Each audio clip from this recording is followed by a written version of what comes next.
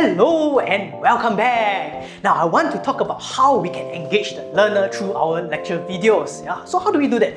Remember what I said in the first video? The online learning does not provide the same amount or even the same kind of stimuli to help refresh the learner to pay attention. So it requires a different rules of engagement. So I'll make 2 points over here. Now the first thing to recognize is that we need to change the way we deliver our content on camera, the way we speak. So in fact, we can help the learner to reduce the amount of energy required to pay attention. How? By being energetic ourselves, by pumping energy into the recording. Now this is not easy at all because first and foremost, the camera is always against us. What do I mean? Well, for starters, right, you've probably heard the saying that the camera makes us look fat. You see this? That's not fat, that's the camera. Just joking. But seriously speaking, the camera is against us because it makes us look half as energetic as we are. So let me demonstrate the stark contrast. Right now, I'm speaking to you in a very highly energetic way. But if you're watching this, it doesn't actually look very dramatic or energetic. It looks kind of normal, right? But if you're here with me in the room, you'd see that I'm actually behaving in a very dramatized way. Now, let me contrast with this. Right now, I'm actually talking to you the way I would normally talk to people in a face-to-face setting. It is not as dramatized, and in fact, it looks like I'm losing a lot of energy. It looks like I'm very tired. Imagine hearing me speak like this for 1 hour. It's very slow, it feels very, very draining, isn't it? If I continue speaking like this, wouldn't you feel tempted to close this video and go and do something else? It's hard to pay attention to a voice as slow and somewhat monotonous like this. Wow, isn't that interesting how the camera distorts our perception of energy levels? So right now, I'm talking to you once again in my normal recording way. It is very, very tiring actually, but it makes it easier for you to pay attention. Notice how you are refreshed. You're not bored to death as you might have been just now.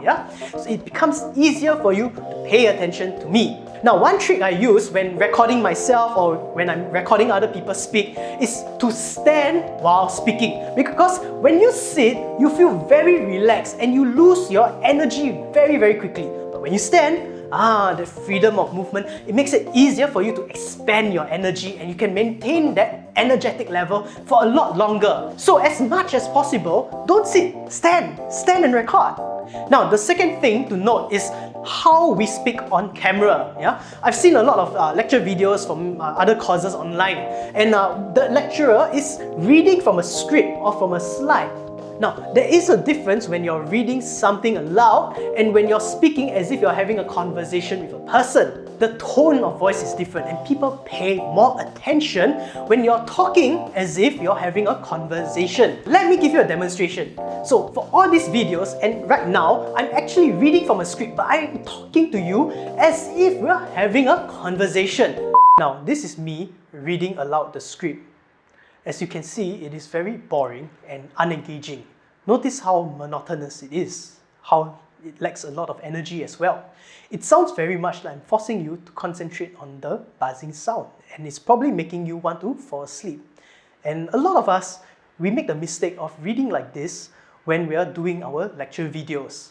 So once again, notice for contrast, notice that I'm having a conversation with you, right? There's variations in the tone, the volume and all that, right? The voice doesn't appear like a constant buzz. It's not a monotonous buzz, right? There is high and low, loud and soft, slow and fast. And all these variations, they are normal to a regular conversation.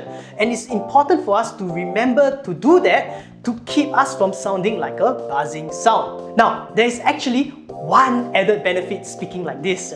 It makes for a very intimate interaction with the learner. It feels like as if you and I were both having a conversation right now. If I were to tell a joke, you will laugh and I will laugh together.